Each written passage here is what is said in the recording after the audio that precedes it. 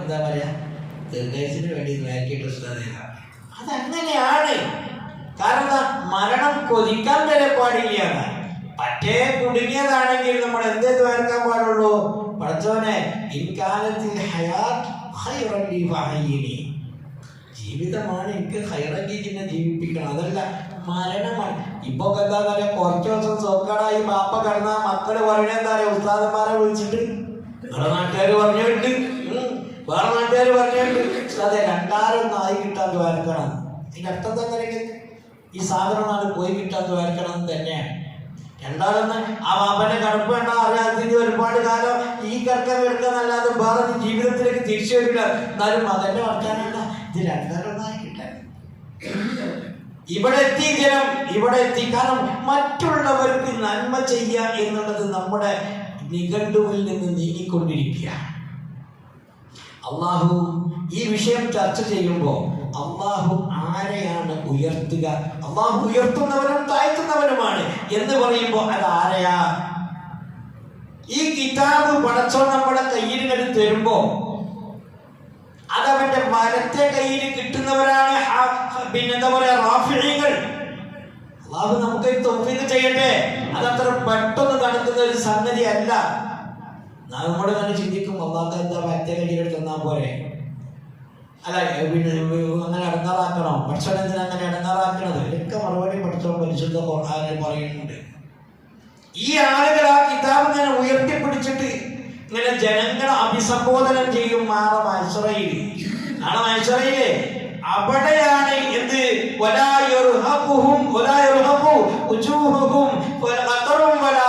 അവരുടെ ഒരു മ്ലാനത, ഒരു അല്പം പോലും മനപ്രയാസമില്ലാതെ മുഖപ്രസന്നതയോടുകൂടി അവര് വിളിച്ചു പറയും, ഇതാ കണ്ടോ, അല്ലാഹു നമുക്ക് ഭാഗ്യം തരട്ടെ, ഇതാ കണ്ടോ നിങ്ങളെന്റെ കിതാബ്, ഇതാ എനിക്കിന്റെ വലത്തെ കയ്യിലാണത് കിട്ടിയത്, ഉറപ്പാണ് സ്വർഗം. വലത്തെ കയ്യിൽ കിതാബ് കിട്ടിയവർക്ക് ഹിസാബ് യസീറാണ്. അള്ളാഹു തന്നെ വിചാരണ തുടങ്ങാനായിട്ട് ടൈം പിടിക്കൊള്ളും. തുടങ്ങിയാൽ പിന്നെ പെട്ടെന്ന് തീരും. കാരണം വിചാരണ നടത്തുന്നവനാരാ? അള്ളാഹു. തുടങ്ങാൻ ടൈം എടുക്കും മനുഷ്യർ, അത് ഉറപ്പ് തന്നെയാണ്. അതിന്റെ കാരണം എന്താണെന്ന് വെച്ചാൽ ആരാണ് പ്രവാചകൻ എന്ന് ബോധ്യപ്പെടുത്തിയിട്ട് ലോക ജനതക്ക്, അതായത് മൊത്തം ജിന്നിനും ഇൻസിനും അള്ളാന്റെ പ്രവാചകൻ ആരാണെന്ന് ബോധ്യപ്പെടുത്തി കൊടുത്തിട്ട് എന്ത് ചെയ്യാം എന്തുണ്ടാവുള്ളൂ? മാഷാ അല്ലാഹു തആല തുടങ്ങുള്ളൂ. അത്രയുള്ളൂ. അത് അതാണ് നമ്മൾ ഇന്നലെയൊക്കെ പറഞ്ഞത്. നമുക്ക് സ്വർഗത്തുകാരൻ വേണ്ടിയില്ല, നരകത്തുകാരൻ വേണ്ടിയില്ല, ഇവിടുന്ന് കഴിച്ചിലായാൽ മതി എന്ന് പറഞ്ഞൊരു ടീം ഉണ്ടാവും അവിടെ. ആ ടീം നമ്മളല്ല. നമുക്ക് അങ്ങനെ പറയാനും പറ്റൂല. നമുക്ക് അങ്ങനെ ആണെങ്കിൽ എന്തിനാണ് നമ്മൾ കേൾക്കുന്നത്? നമുക്ക് സ്വർഗം തന്നെയാ വേണ്ടത്. പക്ഷെ അബൂജഹലിനെ പോലത്തെ, ഉത്ബത്തിനെ പോലത്തെ, ഫിർഔനിനെ പോലത്തെ, ഖാറൂനെ പോലത്തെ ആളുകൾ മുത്തനബിയോട് പറഞ്ഞു, റസൂലായ മുഹമ്മദേ, ആരാണ് അംഗീകാരം നിഷേധിക്കപ്പെട്ടതെങ്കിൽ അവരോട് അല്ലാഹു തആല പറയിപ്പിക്കും. ഇതിനാണ് ശഫാഅത്ത് എന്ന് പറയുന്നത്. ഇതാണ് ശഫാഅത്ത് എന്ന് പറയുന്നത്. ചോദിക്കും, ആ ഭാഗം അവിടെ നിൽക്കട്ടെ. ഈ കിതാബിനെ വലത് കയ്യിൽ കിട്ടണമെങ്കിൽ, അല്ലാഹു തആല തരം താഴ്ത്താതിരിക്കണമെങ്കിൽ, അല്ലാഹു തആല റാഫിആക്കണം എങ്കിൽ പടച്ചതമ്പുരാൻ ഒരുപാട് കാര്യങ്ങൾ പരിശുദ്ധ ദീനിലൂടെ അല്ലാഹുവിന്റെ റസൂലിന്റെ നാവിലൂടെ പടച്ചോ നമ്മളെ പഠിപ്പിക്കുന്നുണ്ട്. വളരെ ഗൗരവത്തോടു കൂടി ഇന്ന് ഞാൻ ഓതി വെച്ച ആയത്ത് യൂസുഫ് നബി അലൈഹിസ്സലാമിന്റെ ചരിത്രവുമായി ബന്ധപ്പെട്ടതാണ്. ഒരാളോടും നമ്മൾ ഒരിക്കലും വഞ്ചന കാണിക്കരുത്. അങ്ങനെ ഒരാളെ വഞ്ചിക്കുകയും നിസാരവൽക്കരിക്കുകയും ചെയ്താൽ ആ ആളെ നിസാരനാക്കിയിട്ടല്ലാതെ പടച്ചോപ്പെടുത്ത് കൊണ്ടുപോകാനാണ്. അത് സത്യ. അത് കുറെ അനുഭവമുണ്ട്. ഒരാളെ നമ്മളെന്താക്കരുത്, മോശക്കാരാക്കരുത്. ഒരാളെ നമ്മൾ തരം താഴ്ത്തി ചെയ്യരുത്. അതിനുള്ള അധികാരം നമുക്ക് എന്താണ്? അല്ലാഹു അല്ല ഹാഫിദുൽ റാഫിഉ. ഞാനെങ്ങനെ ഹാഫിദാവുക? ഞാനെങ്ങനെ റാഫിആവുക? എനിക്കെന്താ അതിന് അവകാശം? എന്താ? എന്നിട്ട് നമ്മളെന്താക്കൂ? നമുക്ക് ചെറിയ ചെറിയ ഭരണമൊക്കെ കിട്ടും നമ്മുടെ നാട്ടിൽ, നമ്മുടെ ഭൗതികമായ ജീവിതത്തിൽ. ചിലപ്പോ നമ്മളൊക്കെ ഭരണകർത്താക്കൾ തന്നെയാണ്. നമ്മുടെ വീടിന്റെ ഭരണം തന്നെ നമ്മളെടുത്തില്ലേ? ഉണ്ടല്ലോ, കുല്ലുക്കും റാഇ എന്ന് പറഞ്ഞത് അതുകൊണ്ടല്ലേ. അങ്ങനെ നമ്മൾ ഈ മനുഷ്യന്മാരെ കീഴുദ്യോഗസ്ഥന്മാരായി കാണാതെ അങ്ങനെ ഉണ്ടല്ലോ. ഇപ്പൊ ആർക്കെങ്കിലും ഇപ്പൊ ചില ആളുകളൊക്കെ ചില കമ്പനീന്റെ മാനേജ്മെന്റ് ആയി കഴിഞ്ഞാൽ ചില പണിക്കാരെന്നെ പറയുന്നത് അറിയോ, ഈ ചെന്നൈ പോയി കിട്ടിയാൽ മതി.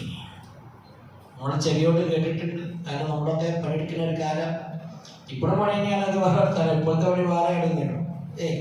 ഈ ചെന്നൈ പോയി കിട്ടി സമാധാനായി. എന്താന്ന് വെച്ചാ വാക്കിലും പ്രവൃത്തിയിലും മോശക്കാരാക്കുക ജനങ്ങളെ.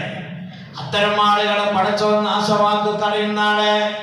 സുലൈഖാ ബീവി റളിയല്ലാഹു അൻഹാ അല്ലാഹുവിന്റെ റസൂലിന്റെ ഖുർആനിന്റെ വിശദീകരണം ഹബീബായ നബി തങ്ങൾ പഠിപ്പിക്കുന്നു. ഒരാളെ നാം ദുനിയാവിലിട്ട് മാനം കെടുത്തിയാൽ അതേപോലെ അല്ലാഹു അവനെ മാനം കെടുത്തിയിട്ടല്ലാതെ ഈ ദുനിയാവിൽ നിന്ന് കൊണ്ടുപോകില്ല. എന്നാൽ ദുനിയാവിൽ നിന്ന് കുറച്ചേ കൊടുക്കുള്ളൂ. നാളെ ആഖിറത്തിൽ വെച്ച് കൃത്യമായി അവനെ പടച്ച തമ്പുരാൻ അതിന്റെ പ്രതിഫലം കൊടുത്തുകൊണ്ട് ജനങ്ങൾക്കിടയിൽ മാനം കെടുത്തും. അവനാണ് ഹാഫിളെന്ന് പരിശുദ്ധ റസൂലുള്ളാഹി. അല്ലാഹു നമ്മളെ കാക്കട്ടെ. അത് വലിയ വിഷയമാണ് സഹോദരങ്ങളെ. മരിക്കാൻ വലിയ പണിയൊന്നുമില്ല.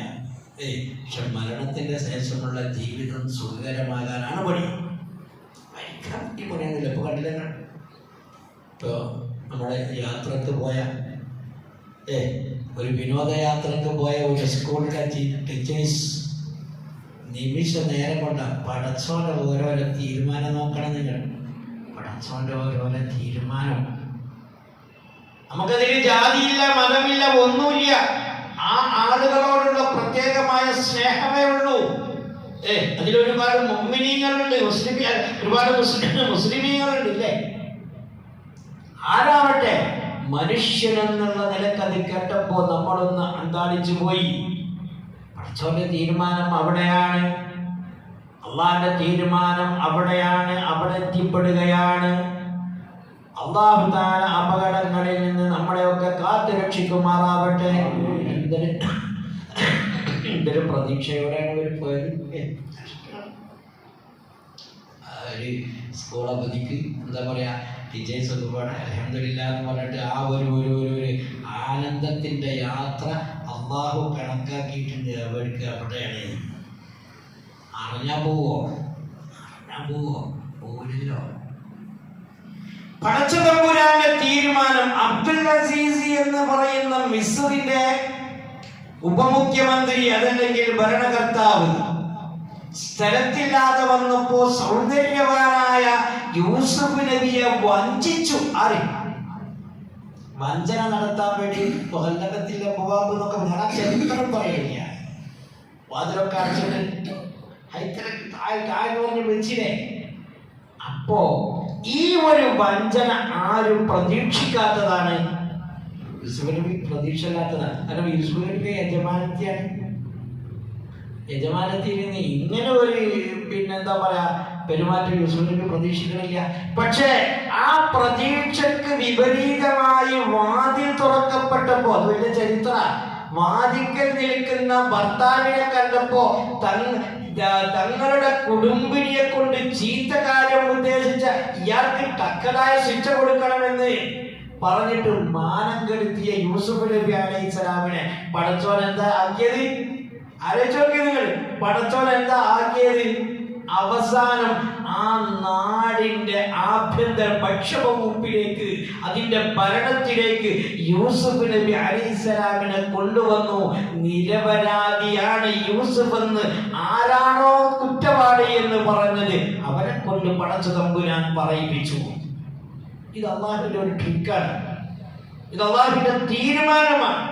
നമ്മൾ അതൊക്കെ നമ്മൾ മനസ്സിലാക്കണം. ഇപ്പൊ ഞാൻ ഈ ഇരിക്കുന്ന ഉസ്താദിനെ മാനം കെടുക്കുക, ഇന്ന മാനം കെടുക്കാതെ പടച്ചോൻ കൊണ്ടുപോകും.